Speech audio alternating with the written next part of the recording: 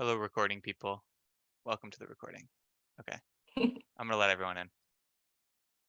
Sweet. Hey, hello, everyone.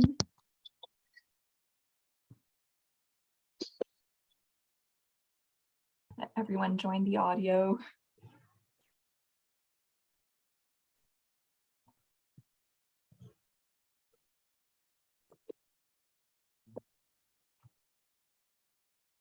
Okay, so good morning or good afternoon, everyone, from wherever you're joining us.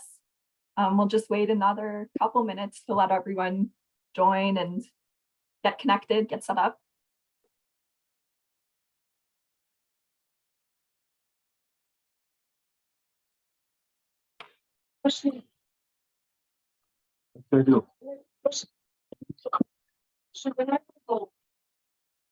No, I'm not gonna let you go.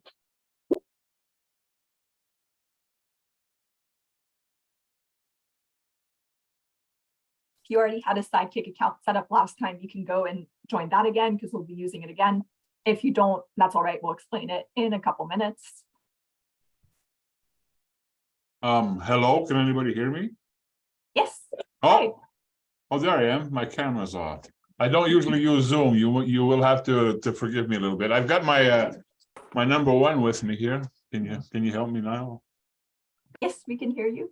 Oh, here we go. Hi. Hey, my name is Mark, and this is Niall Williams. He's our basically director of engineering. Nice to meet you.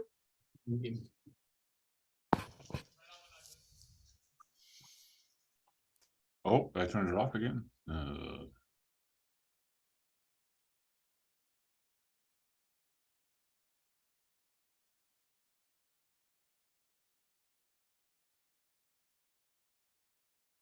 Okay, so I guess we'll probably get started as we have quite a few people who've joined. So hi everyone, so excited to be here and to do this second training session with you, which is how to tell your engineering story. So for those who don't know me, my name is Leah.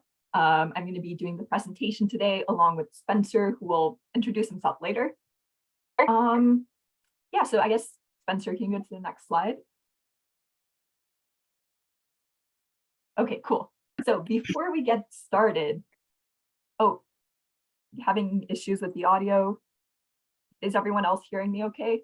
I can Yeah, hear we you can hear fine. you. Thank We're you. good. Yes, we can hear you fine. Okay, cool. So before we get started, I just wanted to talk about the platform we'll be using to accompany us throughout all of our training sessions. So we will put the link in the chat to Sidekick. I can put it right now.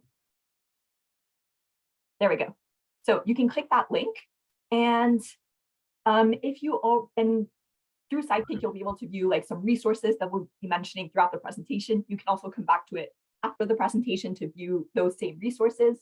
So if you already created an account at our training session last week or any time since then, you can please sign in as an existing user. And then if you have not created an account yet, then please sign in as a new user, and please use the email address that we use to communicate with you, because that is the one that is invited to the event. And then you can choose like whatever password you want. Once you're signed into that, you can click on today's events, and then you'll be able to see some resources that, again, you can access later. And then you can click enter event. So you can keep Sidekick open in another tab and access it as needed when we mention different resources. So there should now be a little game. Let me start it. Okay, there we go. There's now a little game that you can play while we wait for everyone to join, and we will wait a couple minutes. Oh yes, and other thing to talk about while you guys are setting that up, we also have an attendance form today. If you are a returning engineer, you don't need to complete the form, but if you're a new engineer, we do a new EIR. We would like you to complete it just so we know who is that you're engaging in our training sessions. So the link is there. It's also in Sidekick. Hi, I just got into the meeting. I couldn't hear anything until there's a little button on the left-hand corner on the bottom. I guess you got to press to join audio. And that's how I was able to get in. Because otherwise you guys were all miming in front of the screen there. Oh, Sarah, I just sent you my invoice for the police search. I got How- it. Thank you, How do, Thomas. how do we get I'll reimbursed? Do we get a check or what? How do we do this? I will follow up with you. We have an online reimbursement process that Okay. everyone will need to know about. So I'm sure that that's coming up in one of the upcoming training sessions. But I will follow up with you, Thomas. I'll make sure you get Okay. that. Thank you. And for anyone else who had any audio issues over the last couple minutes, Leia's just getting everybody started in Sidekick. So if you just make sure that chat's open, you can see the links to everything Leia's talking about there.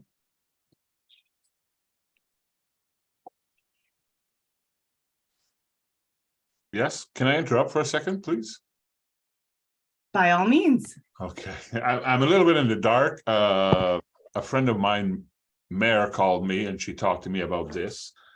And it's kind of going ahead, and I didn't hear real well what you said, Leah, but the scope here, I'm just trying to get a scope to see if we're going to get involved. I know that sounds selfish, but I don't know what I'm getting into yet. So No worries. before I spend an hour listening to something, can I get a scope of work, please? Like of what our organization is, kind of? Well, what's my role here? Because were you advised that I'm not an engineer? We give Okay, a lot of that's okay. engineering services, but myself and now we are not engineers. We hire engineers. That is completely okay. We have people all over the like engineering spectrum. Like we have engineering students, we have EITs, professional engineers, and then other people working in like science roles that have like something to do with engineering. So that's totally okay. So pretty much, I guess just we did like introduce a bit at the last info session, but what you would be doing if you do decide to participate in our program would be like visiting a classroom like about once per month and like doing some just like STEM activities. That In could be- the greater city of Sudbury? Sorry? Oh yeah, we're across the country. Yeah, absolutely. You should and- have received an email with your match information already. So that would be information with the teacher. And from that, like you'd be coordinating with them to decide when you're going to be meeting and sort of what you're going to be doing when you meet. And So I would be working closely with Meredith? if that's your teacher, yeah. Okay, gotcha. Just before I commit, I need, because time is really of the essence here. You can we also took email it. us. Yeah, you can email us and we can set up a personal time to explain the program more. Now I think we're gonna have to get started with the training session because I see there's quite a few people in Sidekick right now. Okay, I will end our activity. Okay, so yeah, so we're gonna get started now. If you have, Actually, like, oh my gosh, it's if you have any Can issues, you everyone on can- the call, just sorry, Leia, can everyone on the call please just mute yourselves so that we can all hear Leia? Thank you. Okay, so Spencer, could you go to the next slide, please? Okay, so here's a brief rundown of what we'll be doing today. So we're going to start by going through me and Spencer's like engineering stories, a little bit about how we got interested in engineering and why we're doing it. Then we're going to go into why we use storytelling to explain our stories, because this will really come in handy when you get to visit your classroom, either virtually or in person. After that, we'll talk about how you can build your own story. We'll give you a bit like some do's and don'ts, and then we'll do a little activity to help you get started. And finally, we'll go over some recommended resources and your next steps. So this training session shouldn't be as long as the last one. We really just want to get you to start thinking about how to tell your story. Okay, so next slide. So we'll start by a quick introduction of the organization in case you weren't here last time and haven't had the time to watch the recording. So Engineers of Tomorrow is a national charity that specializes in STEM outreach. The Engineer in Residence program is like our flagship engineering program, but we do run a few others that you'll learn more about over the coming months, and that if you want, you'll have the opportunity to help in. Next slide. Cool. So our vision is that one day every Canadian understands the power of engineering to unlock and shape positive societal change. Okay, so I'll now introduce our team. So first off, I'm Leia Slive. I'm a program coordinator. I'm also joined by Spencer, who will introduce himself later. We're also joined today by Rebecca White, our CEO. Do you want to do a little introduction? Yeah, sorry, I had to find my unmute. Hi, everyone. I'm so excited to have all of you here with us today. Really looking forward to getting started to think about what this is going to look like for you for the coming year. And I am here to help in any way. So please don't hesitate to reach out if needed. Thank you so much. And finally, we're also joined by Sarah, our operations manager. You want to introduce yourself? Hi, everyone. I'm Sarah. I think I've met most of you now. So cool to see so many familiar faces on the video here. Thanks so much for joining. This is my favorite training session. I'm really excited to get into this one. I think most of you, when we spoke on the phone, I likely told you that a great first step with your class is to talk about yourself and start to gauge what the kids are curious about. And today we're going to give you the tools to be able to do that. So I'm really excited to see all of you here, and thanks so much for taking the time to connect with us today. I hope you enjoy it. Cool, thank you for that. So I'll now start by giving you like a brief rundown of what my engineering story is, so you can kind of get inspired by how to tell your story. So currently I'm a biomedical engineering student at the University of Waterloo. I just finished my first year there. I'm currently really happy with the program I'm in, but if you had asked me like even a year and a half ago, so like right before I applied, what I wanted to do, I would have told you that I had no idea. Engineering is really not something I thought I was going to end up in. So if I go like way back to elementary or beginning of high school, that's when I started being really interested in like tech stuff. I first started doing Scratch in elementary school, and then I moved up to Python. For a school project, I got to use an Arduino at one point, and I found that all really cool. But I never really associated any of that with engineering. It was always kind of like a distant concept to me. So as I grew older, my interests kind of changed. I went through a lot of different passions throughout high school. At one point, I was really interested in like vaccines and how they were made, and I wanted to go into pharmaceuticals. Then I got really into photography, and I wanted to be a news photographer for a while. But then in grade 11, I was back to wanting to go into something STEM related, but I didn't really know what in STEM. Because for a while, I wanted to be like a doctor or at least something health related, but I was still really passionate about tech and being able to make things. So I didn't know what direction I wanted to go in. So when I started looking at university programs, I kind of stumbled upon biomedical engineering, and I thought it would be perfect for me because I would be working with technology and being able to make things, but in the medical field. So the program at Waterloo seemed really cool to me. So I applied, and then there I was next September. So that brings me to my first year of engineering. Here you can see some of the projects I was able to work on during my first year. I feel like my main learning experience was really like figuring out what engineering was and developing the problem-solving mindset as much as I could. Because like I said, I didn't really know much about engineering. I kind of just joined. But I also did develop a lot of really cool technical skills. Like I had a lot of fun doing CAD for the first time in SolidWorks. Like I had to design and 3D print a Canadian animal. You can see the little pieces there on the bottom. We did an Arctic tern of my team. I also got to do a project in the machine shop for class, which was to build a truck. And I had a lot of fun exploring all the different big machines, which you can see in the top. A big part of my first year was also that I joined a design team called Biotron. And during my first semester, I was able to 3D print and assemble a prosthetic arm, which that was really cool to me. I also got to 3D print some sensory slugs, which you can see in the little corner. They're really cool to play with. They're just little like sensory toys. And then during my second semester, I became a lead of a sub-team of Biotron. And there I got to lead a project where we designed a prosthetic leg for a dog. There isn't a picture here because it's still a work in progress. We ran into like quite a few issues, but it was a really fun learning experience, and I'm hoping to continue it next semester. So I guess when I started this program, I really was in it mainly for the biomedical part, I would say. And I still really love that part. But throughout my first year, I really developed a love and a passion for like problem solving and engineering in general. So really, I tried to explore as many different aspects of engineering as I could. And now I'm here working for this awesome organization and meeting so many like interesting people where I get to learn even more about engineering and the community that it has. So in the future, I hope to continue learning as much as I can about different engineering fields and maybe one day figure out what my more specific interests are. So that's my story. Wow, that's an awesome story. I actually haven't heard that before, so that was really cool. But I'll move on to my story. Hello everyone. I'm Spencer. I'm the other professional program coordinator with Engineers of Tomorrow this summer. I'm doing manufacturing engineering at UBC. So sort of my story is very different from Leia. It's not like I sort of knew what I was going to do for a long time. Both of my parents are engineers. Actually, Sarah's right here, and she's actually an engineer, and she's my mom.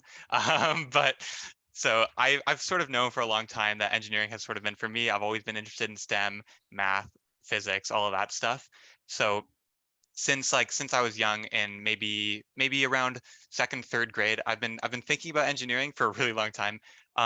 But sort of a lot of things have happened that have really pushed it forward. So when I was very young, I can't remember what grade specifically, but it was definitely before grade 5. We had an activity where our class had some engineers come in and they ran a STEM activity in our class, kind of like EIR actually, although I'm not actually sure if it was EIR. But we had some people come in and we did like a little newspaper bridge building activity, and that was super fun. And I just really loved sort of designing and building something and being like, whoa, this worked, this didn't work, and like thinking about stuff and testing stuff. And I had a ton of fun doing that. And then later on in school, we had other similar projects where it would be like, oh, like build a thing, and it's like super open-ended, and it was just like complete your objective however you want and test and try stuff. And I always thought that was really fun. That's why I really loved iterating on designs. And then sort of throughout high school, again, I took a lot of STEM classes. I didn't really take much art, but I sort of, again, I really loved designing stuff and building stuff. You can see in the bottom here, I've got a robot that I made that solved Rubik's cubes. And I also really got into programming in high school. I took programming like 5 times. I think what happened is in grade 12, I had already taken the grade 12 programming class. So I had to like find and make up like an extra class that I could take to get credits for it. It was kind of fun. And my teacher was super awesome in high school. He let me do all sorts of stuff. I actually decided to start making video games in class, and that was really fun. So I used Unity and C# and made games. And also here you can see this is a ray tracing shader in Unity. So it's like calculating reflections and stuff in real time with ray tracing. And I thought that was really cool. And I've also been playing a ton of video games my whole life. I'm really interested in just, again, problem solving, but in video games. You see in the top left here, this is Factorio. This is a video game where you build a factory, which in retrospect, sort of it's really like, why did I not know I was going to do manufacturing engineering a long time ago? Because I love this game, and it's basically just manufacturing engineering, the video game. And it's super fun to just optimize stuff with efficiencies and worrying about throughput and bottlenecks and ratioing stuff so that you have the right amount of production. And it was super fun. And then actually last summer, I worked as a job doing mountain bike trail building where I live in Whistler. And that was a really great experience as well. Sort of got me thinking more about like physical designs, whereas I'd been working with programming a lot. So really thinking more about how physical stuff works and how stuff interacts with the environment. And that was a great experience as well. And I really enjoyed that. And so when I came to first year engineering at UBC, it's a general first year, so I hadn't picked my discipline yet. And I really had no idea what I was going to do. Originally, I thought I was going to do software engineering, but then I was like, man, like, I don't know, this physical stuff is also super fun. I love working with parts and physical designs because we had a design class and we were building stuff physically, and that was really fun. So I really had no idea, and I was bouncing around a lot. Literally, my friends at one point were like, "Oh, what engineering discipline do you want to do now?" And it was different every week. It was really funny. But eventually, I did decide to do manufacturing, and yeah, everything. I'm so excited for what's coming in manufacturing. Yeah, I'm just really excited overall. I'm really excited to learn about stuff, and I'm really hoping that, well, this co-op that I'm doing right now is really awesome. I think it's a great way of learning some people skills, and I didn't realize it, but it's actually sort of manufacturing also, because there's a lot of like back-end processes that you guys don't see at all as the EIRs, but we have a lot of back-end stuff going on to make sure everything's organized. And I've loved working with that and making stuff efficient, and it's sort of what I love doing. So I'm really happy about that. I'm hoping I can continue doing stuff like that in the future and working with processes and efficiencies. I just love it. But that's sort of my story. Really interesting, Spencer. Thanks for sharing. I guess, yeah, we do have very different stories, but we both ended up here and it all worked out well. So I guess, okay, so now we're going to give you guys some storytelling tips so you can start to think about your own story. So first, why storytelling? So there are really several goals that we want to achieve by storytelling. The first one is that it gives youth a human connection. It makes us vulnerable with them, which allows the other person to put trust in your story, to really engage with your story and understand and listen and see where you're coming from. Storytelling can also allow us to challenge stereotypes. So as a woman myself going into engineering, which is still a pretty male dominated field, part of the reason why I joined engineering was to be like a beacon of inspiration for other youth who might want to like be like me one day. So that's part of the reason why I enjoy telling my story, because I can inspire like different demographics to join and see that really engineering can be for everyone. It's also a great way to demystify and remove the intimidation factor that comes with pursuing engineering or another path. Because when you can relate to another person's story and see that they went through similar challenges that you want to go through or are about to go through, it's really inspiring to see that if that person did it, then maybe you could do it too. Seeing someone real having achieved their goals makes the person listening's goals seem more achievable, especially when they may not have met another engineer before. Lastly, stories connect us to our emotions. So ultimately, storytelling will allow us to reflect on our past and see not only how we did something, but why we did it, like how we overcame those challenges and what steps we took to get to those solutions. So now we'll talk a bit about the benefits of storytelling, because there are a lot, both for others and for ourselves. So for others, storytelling is a great way of conveying a message in a way that will be easily retained, since it is more interesting and emotional than just talking about facts. It also gives that emotional human-to-human connection. There's really tons of research into how strong storytelling is as a teaching technique. Then for ourselves, there's the reflection. It really forces us to do some self-reflection, which can help learn about ourselves and our careers. It also gives us an opportunity to reconnect with our engineering identity, really remember like why we went into it in the first place. So now, where can you use storytelling? So it can be used in many different settings, like for example, for formal engineering outreach engagements, which includes your EIR classroom visits. I wonder why we're telling you this in this presentation. Other formal visits can also include like youth workshops and National Engineering Month events, but you can also use it in your own not engineering related youth volunteering work, like guides, scouts, soccer coaching, etc., as well as in your social networks and family circles. So we really highly encourage you to practice with your family and friends. Discussions about your work are probably like normal, at least somewhat, in your environment. So try to include other aspects of your engineering story while doing this. For example, get used to explaining your interests, your challenges, like why you originally went into it, what changed, what didn't, like what you wanted to be when you were younger, and really anything that you think could be useful and interesting in your particular case. So we've now got a few steps to help you build your own story. The first one is to reflect, which is pretty much taking some time to think about your past. This includes the questions I mentioned before, but also like, well, how did you get where you are? What are some of your favorite memories? What are some challenges that you overcame? What is your way of problem solving?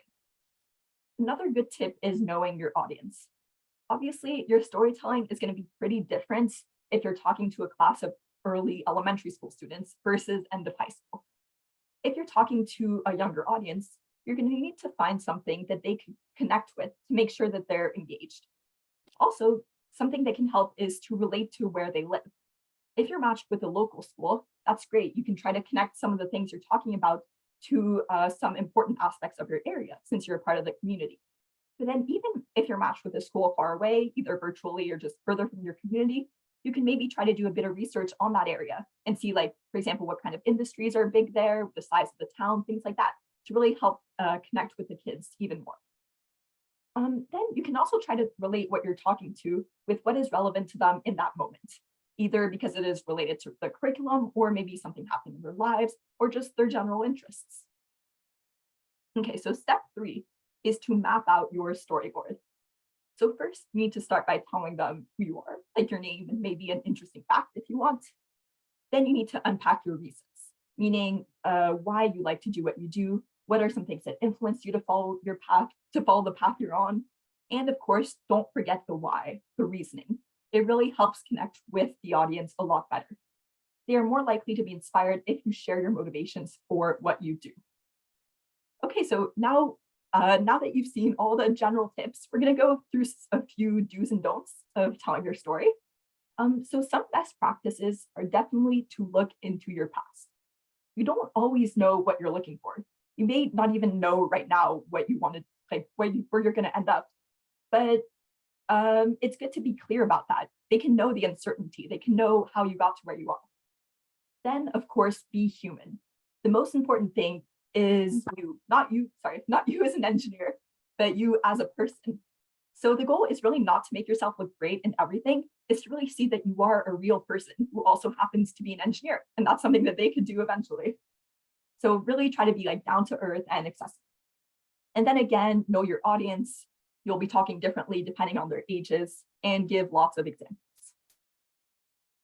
Okay, another important thing is to be enthusiastic.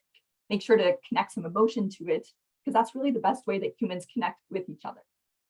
Then make sure to practice your story before going into the classroom, because you want to make sure you are pretty comfortable with it. Also, be descriptive. Go beyond just the facts. You want to make it like a bit entertaining.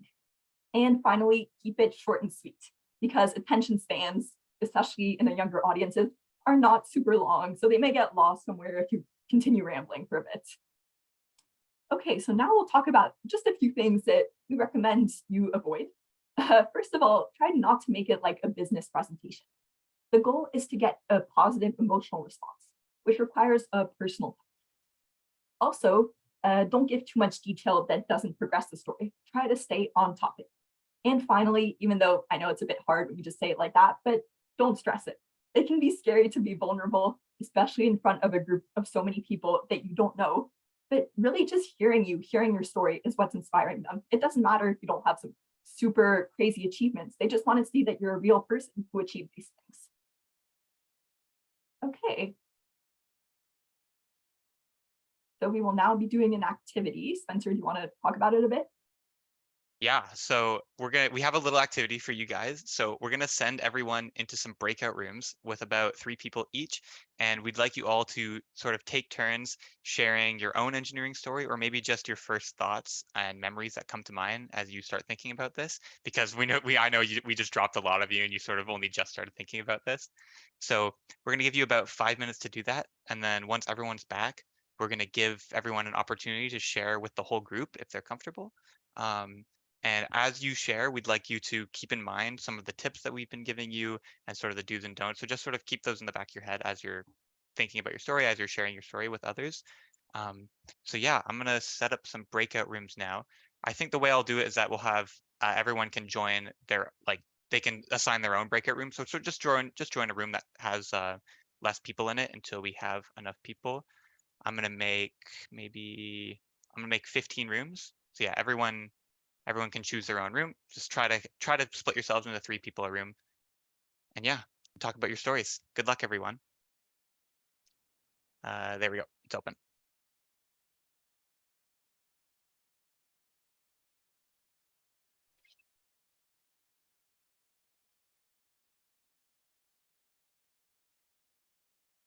And also, if anyone wants to stay behind and maybe talk to us about their story, you're also free to do that if you'd like. Because we don't know how to use Zoom. Well, that too. If you want to stay, you can. I don't see the rooms, Spencer. I'm in the host view, so I'm actually not sure where it is. I think if you have like a bar where you can see everything, there's maybe a button for more and then breakout rooms. Yeah, that's exactly right, Spencer. Oh, there it And is. I see. Hi, Spencer. I'm Jeremy. Am I understanding I can just join any breakout room? I just joined. I'm sorry for being late. All good. Join any breakout room you want. We're just talking about our engineering stories. Thank you. See you soon. Room 12 has 1 person if you want to go there. Leave them not alone. Good call, Nick.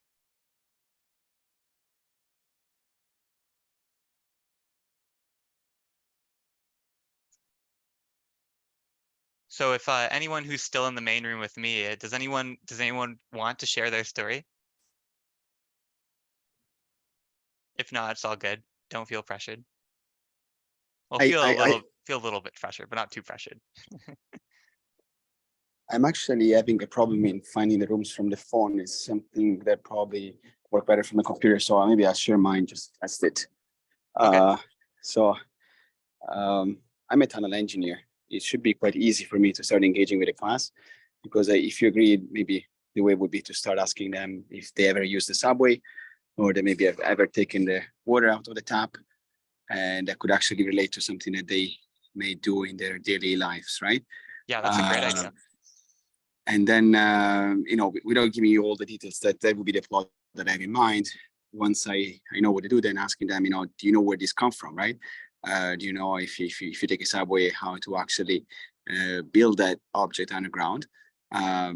And then telling them about that personal relationship to the underground excavations that made me passionate about engineering, which would start from at their age, actually digging in the sand on the. You guys have the lake. I'm lucky enough that I come from Italy, so I got actually the ocean a few meters away from my house. But that was it, right? The sand is always the sand. It's stable. It's great material to touch with your hands, and then you can dig. But at one point it would collapse. So my idea was I wanted to learn how to support that cavern that I'm building underground, because I want to make it bigger and bigger. And then I want to at one point make it as big as I can be in it. And everybody, I think, dreams of living in a cave at that age. So that was also my dream, to create a space large enough that I could live in. And then I grew up and I realized that I didn't have the tools to do it. And I decided to learn it through engineering. So that would be the start of my story. Then I don't know if I'm really losing after the class at this point, but I will probably start drafting something if they have a blackboard or a whiteboard, and ask them to come up and tell me, okay, how would you connect point A with point B? What would you like? Something above ground, something below ground. Would you feel excited about? So just giving to them what are actually the processes that we usually do in engineering when we have to plan and design an underground asset. Yeah, that's all awesome stuff that you just said. I think that's a great foundation for your story. Actually, I think you've got most of the way there already. I think that's awesome. It's really great how you sort of connected that childhood interest of digging with what you're doing now as an engineer. I think that's really awesome. That's great and that's definitely great to talk about. I think people will really relate to that, being like, oh, I love doing this one thing. It's actually engineering. I can do engineering. And so that's great. That's great to keep doing. Yep. Thank you so much, Spencer, for the feedback. Does anyone else want to share? I think we have a little bit of time. We have about a minute and a half left. If anyone else would like to share.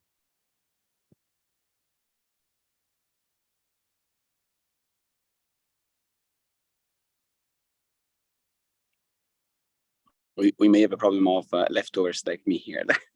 Yeah, maybe.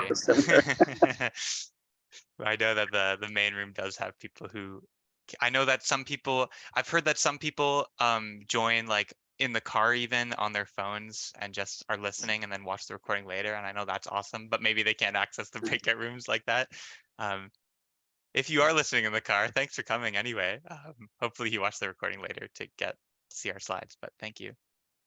Spencer, since we have time, maybe for a quick question, do you think that is a great idea for the first class, right? For the first time, but then we're gonna go there in a few times across the year, right? And doing some projects like so the next steps. It all depends on our relationship with the teacher, right? Yeah. You cannot walk us through too much of it, but perhaps one of the next session of training could be showing us 1 or 2 or 3 examples of how that laid out, right? How that plan has been organized. That what are some examples of activities that different type of engineers have done? So we've totally got you covered on that. First of all, we have a library of lessons that has a ton of material and activities that other EIRs in the past have submitted. And if you make your own, feel free to submit it to the library because we always want more stuff in there. So you can have a look at that. I don't think we have the link anywhere here right now. I think the link might be coming later in our recommended resources. If not, just email us and let us know and we can get you the link to that. And then also in future trainings, we're going to talk more about how to communicate with your teacher to sort of make a plan at the start of the year. So that's definitely coming. Thank you very much. Yeah, I'm going to bring everyone back to the main room now. All right, everyone should be coming back now.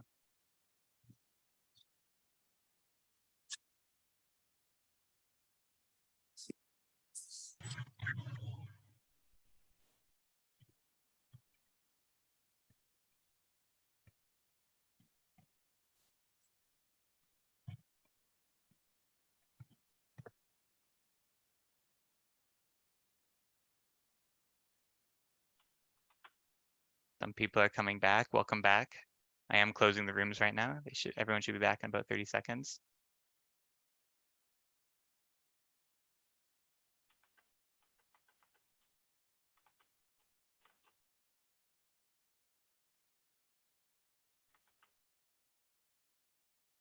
Oh no, I should have given more warning. I see a ton of people talking. They're gonna get cut off. Oh no.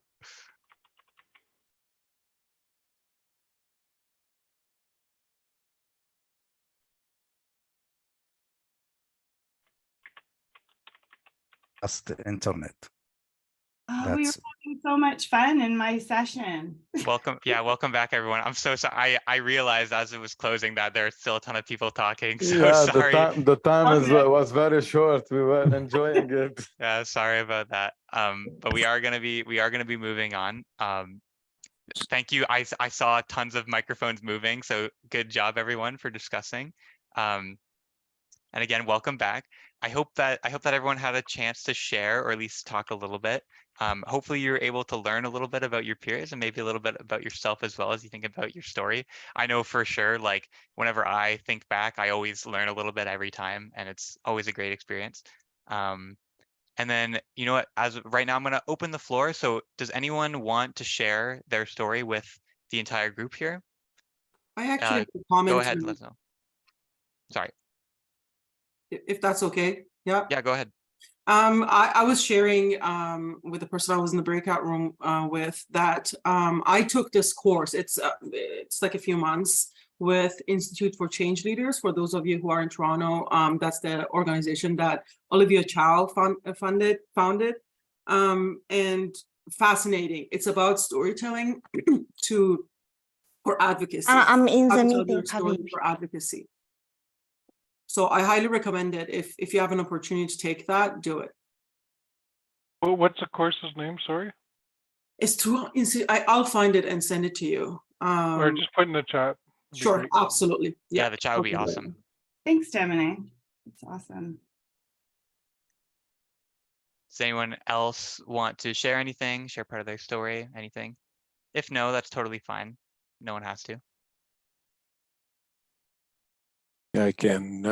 I've been doing this EIR stuff for, I don't know, 10 plus years now, but mostly for younger kids. And I'm going to get the chance to now this year work with grade 11 and 12. So it's going to be much more technical. You know, my background, I'm a chemical engineer, but been doing environmental for 30 plus years. So the interesting thing, and when you talk to grade 1 and grade 3 and grade 4 students, you have to be really connected to, you know, the stuff that they do every day and try and find little things. So, you know, my little story was, you know, I was at a family party. I think I was probably 12 years old. And one of my parents' friends came up to me and said, "So what are you interested in? What kind of courses do you take at school?" I said, "Well, I like science, I like math, I like computers." And they said, "Oh, so you're going to be an engineer?" And I said, "I guess so." And then after that, I went and found out what an engineer was. And, you know, for the rest of my high school and all the way, you know, through engineering, it was right. And it's been right for my whole life. So it's just the way my brain is wired. And it doesn't really matter if I'm doing chemical or environmental or whatever.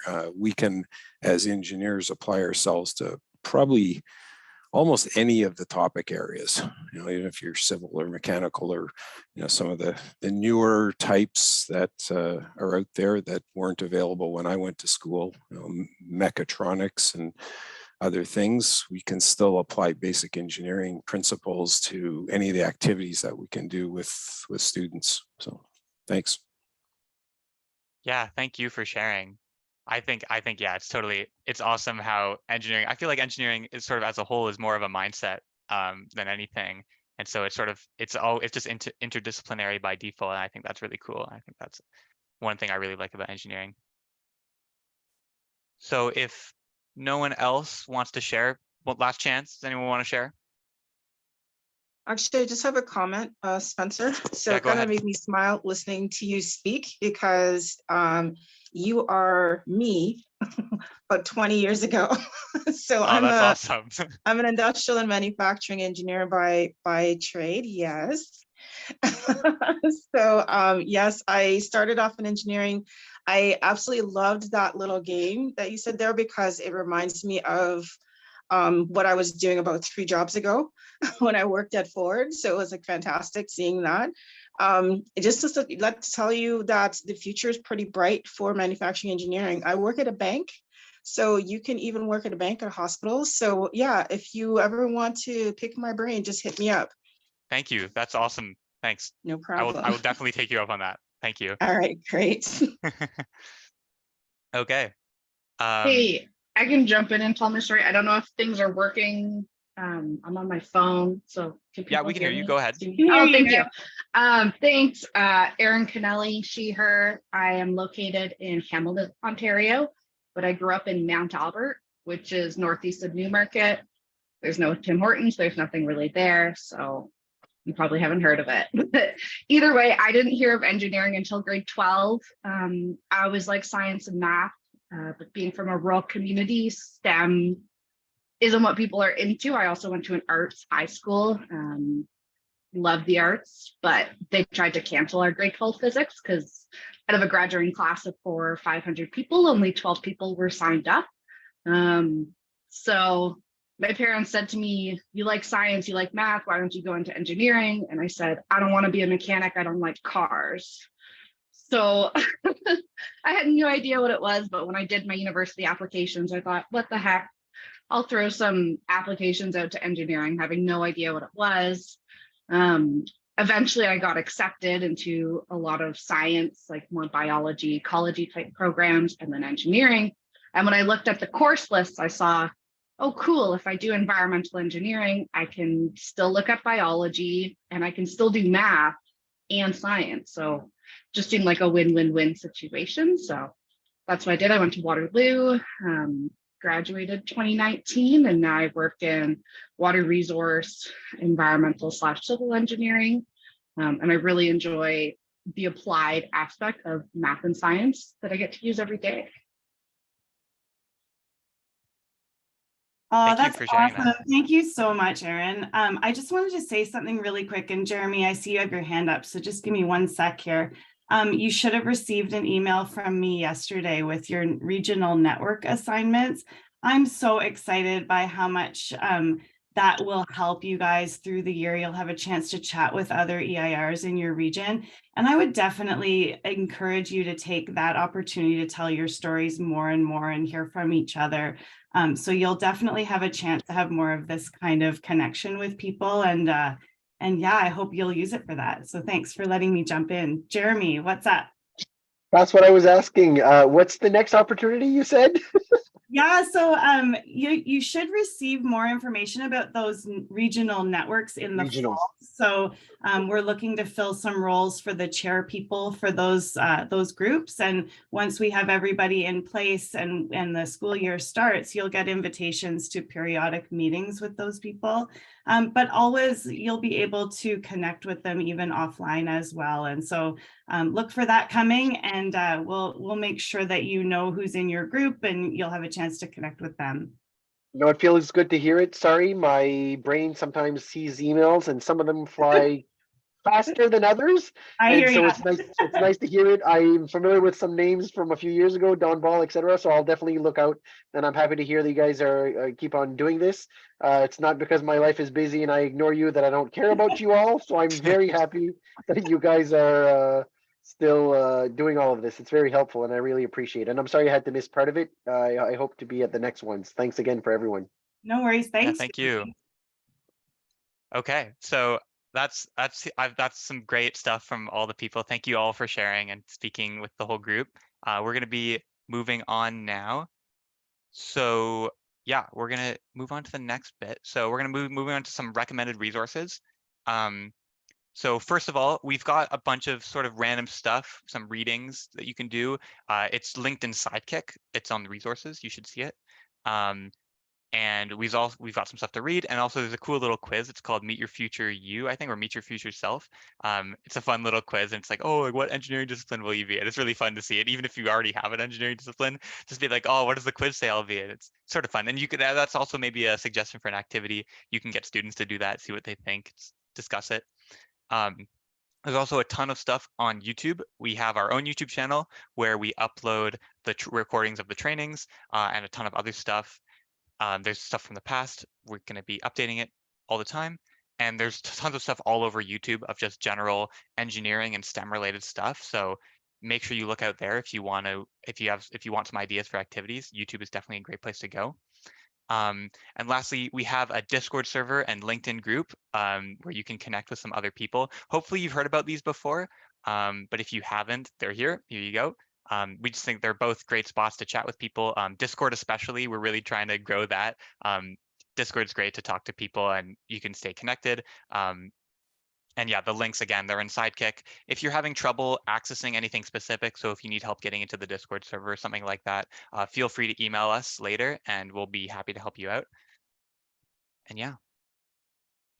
So moving on to the next step, I don't say next steps, it's only one next step. We've linked a file in Sidekick called EIR storyboard.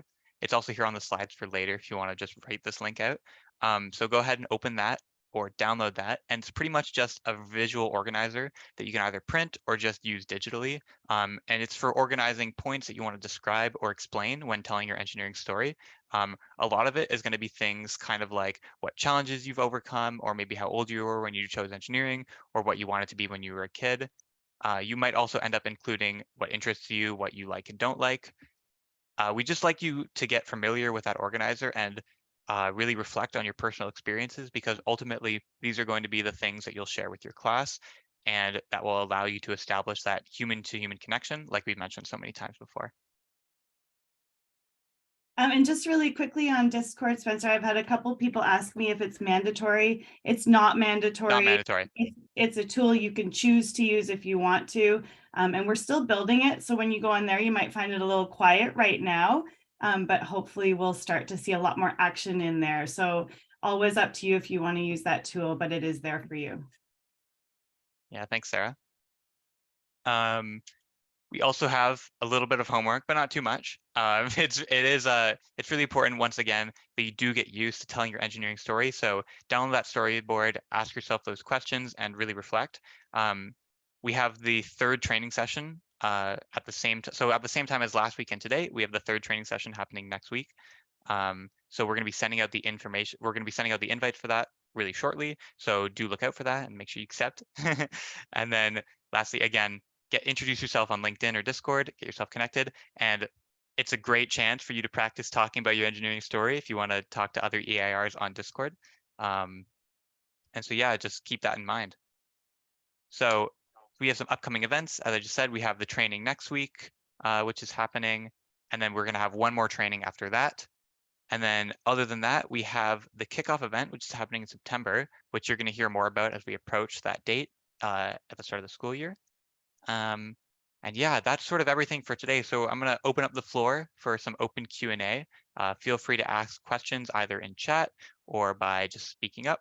We'll try our best to answer everything. And if we miss your question, please just ask it again. We're not intentionally skipping stuff, so just ask it again and we'll see it. And if you have no questions, you're free to leave now. We're finished all the material.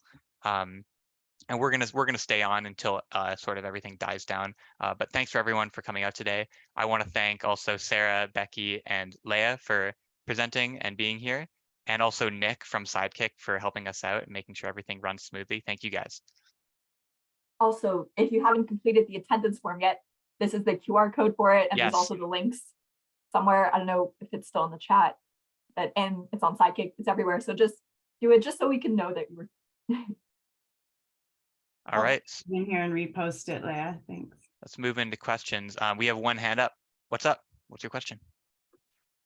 Hello. My question is there any best practice for the timeline or the time span for our storytelling with the kids? We don't have anything set in stone. Obviously, we're really flexible. You can do whatever works for you. But again, if your first visit, if you're sort of planning to just introduce yourself, talk about your story, and then maybe just field questions from students, you can spend a lot of time on your story. Or if you maybe have another activity planned that you want to get into, you can spend less time on your story. Really, it's up to you. We don't really have a recommended time. I think that's a great question to ask your teacher too.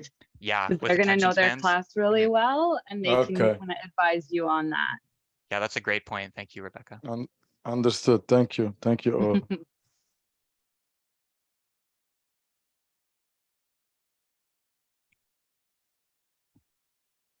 So I just wanted to add for anyone who is wanting to like either go back on this presentation or the slides for the ones from last time, you can either look on our YouTube channel and also in Sidekick, you can view past events. And there in our post-event resources, we'll be putting like the slideshows if you just want to like go through the slideshows, by the way. I have a question regarding the slideshows. Can we have the slide, the file itself, or we just have to check the YouTube recording? Yeah, so if you go in Sidekick, there is like a file for just the slideshow, and maybe we'll send an email later with like all the slideshows too, maybe like after we're done the training sessions to be determined. Yeah. To be determined, we'll send them out. Okay. I have a question regarding the police certificate. I have sent it today to Rebecca. I thought, because thank you. yeah. So we should be sending it to you, or is there any? I didn't get see any perfect. place where. That's perfect. Okay. Yep, thank you. Okay. And then you just reminded me with your question, something we have done in the past, and we can do this again, is we can also add in the training session and all the resources into our library of lessons. So we talked about our library of lessons last week, but in case you weren't there last week, maybe someone could throw the link into the chat for our library of lessons. So it's a great resource to find ideas for activities and presentations, etc. But also we have things in there that are useful for new volunteers, new EIRs. One of our more experienced volunteers wrote up a whole lesson called How to Train Your EIR. It's really good. It's sort of a fun take on like the movie How to Train Your Dragon, I think. But there's some really good resources in the library as well. I'll tell you just from experience, I've been working with a grade 1-2 class, completely different group, and I have a completely newfound respect for the teacher trying to herd the cats, as you might say. But the students are great. I found very few possible activities in the resources that were around. So Google is great. I found a really good thing on animals and experiences like that, and comparing trends and different adaptations and things. That was just in May this year, just through the Metro Toronto Zoo. I just Googled the curriculum and you find something, and the teacher had never seen it before, even though they had a trip planned to the zoo. So it was great because it was a good preamble and it connected very well with what they wanted. So just use your engineering creativity and think outside the box, find some good activities. That's awesome, Randy. Thank you so much for sharing that. And I would encourage anyone who's new looking for activities, talk about it in your networks, in those regional networks, as you start to get a chance to meet with them. And you can learn from folks like Randy, who have been doing this for a while, what good ideas are out there for how to find resources. And if you're ever stuck, by all means, reach out to me or to Rebecca or Spencer and Leah. They're here for the rest of the summer, and we're happy to help as well. Yeah, and one thing we do try to say a lot is that really you're trying to engineer. We say you're engineering your classroom experience. So using the design process, thinking about how you want to maybe make your own activities or modify existing activities, stuff like that, iterating on stuff. All good things to be thinking about. You don't just have to take a cookie cutter activity and just throw it into the classroom. Although that's definitely an option if you're worried about time or something like that. But yeah, it's definitely great to be modifying and making new stuff as well.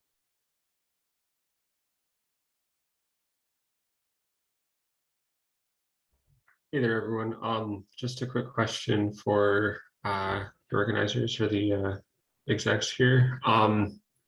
I know there's a page for it on the official website, but just wanted to confirm there's never any circumstances in which transportation expenses get reimbursed, right? If we want to go in person, we're expected to just do that on our own initiative?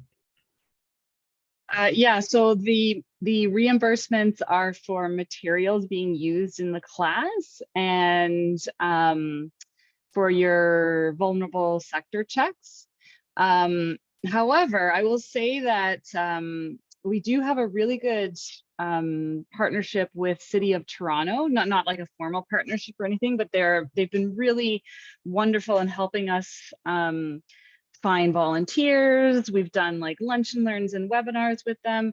And I know that they cover travel costs for their employees that are volunteering. So I'll just throw that out there. Maybe ask your employers as well. They might be willing to do that. I know a lot of organizations are more and more these days wanting to support their employees in this kind of volunteer type opportunity. And this program is a great way to give back to communities and really well aligned with you as an engineer, right? Like only you can authentically tell your own story. So a lot of organizations do like to support you in those kinds of ways. Oh, okay, thank you, Rebecca. I see another hand up right now. Do you want to go ahead with your question? Yeah, sorry, mine is just about the vulnerable sector check. I was just wondering if anyone in Toronto has done theirs. I was trying to figure out how to like actually drop it off, but I've not been able to get a response from their email, and their phones are only answered a few days a week. Yeah, So I know if that anyone's they used to have a Dropbox for it, but that was before COVID. I don't know if they still have that Dropbox. So I'm not sure. I can try and poke around a little bit more on the website and see if drop off is an option. Sorry, I'm not sure. They've changed. They're interesting to deal with. most Uh, definitely. Yeah, It's a moving target. Yes, that's a good way to put it. I had one done in December 2020 during the pandemic, and that was a real weird one. And then I had another one early 2022. Now I have to get another one for this year, and they were different each time. But you know, I still have to get fingerprints on them too. So that was some people require do. fingerprints, Yeah, some don't. It's yeah. Yeah, and it doesn't say how to know if you're required to get the fingerprints or not. You're not automatically required. Usually what happens is if your name is close to, or like you have the same name as someone else, then they will ask for fingerprints. I was male, or am male, with the same age as apparently a sex offender registry person. So that's why they, you know, and that's all it was, same birth date, and I was the same sex. That's it. Then they need fingerprints. Oh, yeah. So That's they'll let you, but they let you know, right? Like you applied, and then they right. let you know. Yeah. So I appreciate everyone's patience with the police check process, because it's different in every district. Like you have to go to your local district to get it done. So we would love to be able to just use an online tool. There's a great one we have, and we can use it sometimes, called My Back Check, and it's so nice and easy. Unfortunately, not all the school boards will accept it, and Toronto District School Board is one of the boards that won't accept it, the online one. So we have to kind of follow their policies. Yeah, for sure. So when I went through the process last year for Toronto, I found the drop-off process a little bit suspect, but I ended up mailing everything, and it took a while, but it eventually came back. So mailing it in is an option for you if you prefer that. Yeah. Okay. Yeah, it's just that like the College Street one is on my route home. So I thought it would probably be easiest to drop it, but it sounds like that's probably not the case. Yeah, that's okay. I'll mail it in. I see we have another hand up from Erin Kennelly. What's up? Hey, another question for the police sector check, City of Hamilton. They just emailed me and were like, will you be teaching the students? And so I'm just not sure how to respond. Like, I am teaching the students, but then the teacher is there. The teacher, Yeah, I would just respond and say the teacher is always in the room with me. I am there as a guest. Yeah, that's a strange question. I haven't heard that. No one's gotten that back before that they've told me about anyway. Yeah, it was really And it was weird. an They're just email. like, It was an email and they're they just said? like, Oh, okay. hello, will you be teaching the students? Thank you. I was like, I was like, I don't know how to respond to this. So I'll just say, yeah, the teacher will always be in the room with me. I'm there as a guest. Yeah. And hopefully that goes through fine. And yeah, that was Hamilton Police Services. Okay. For anyone dealing with them as well. It was really hard to read. A very long website. We've had trouble before in Ottawa. They went through a period of time where they wouldn't do them for us. They said, no, we're not going to do them. And we're like, but the school board says that you have to have them. It was strange. Oh no. But I think now I've seen a couple come through from Ottawa, so now they're okay with it. I don't know. That's just like if anyone comes against any trouble, just let us know and we'll just deal with everything on a kind of case by case basis. I'm just going to remind everyone one more time that we do have the attendance form. I just put it in chat again. And yeah, just reminding you to do that if you haven't done that yet. We do want to keep track of everything so that we know who's coming. We do like collecting data on stuff. We're trying to improve stuff. So it's good to have the data for us. And yeah, I will say, since it is now 1 p.m. Eastern time or 10 a.m. for me, we are technically done our time now. So if you need to leave, go ahead and leave again. But we're just going to still stay on for questions until everyone files out. So thank you again, everyone, for coming.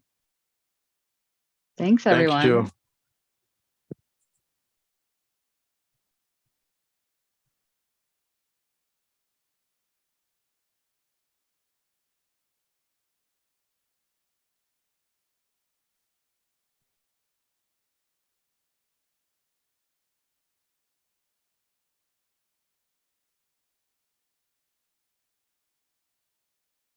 Yeah, have a great day, everyone. Thanks.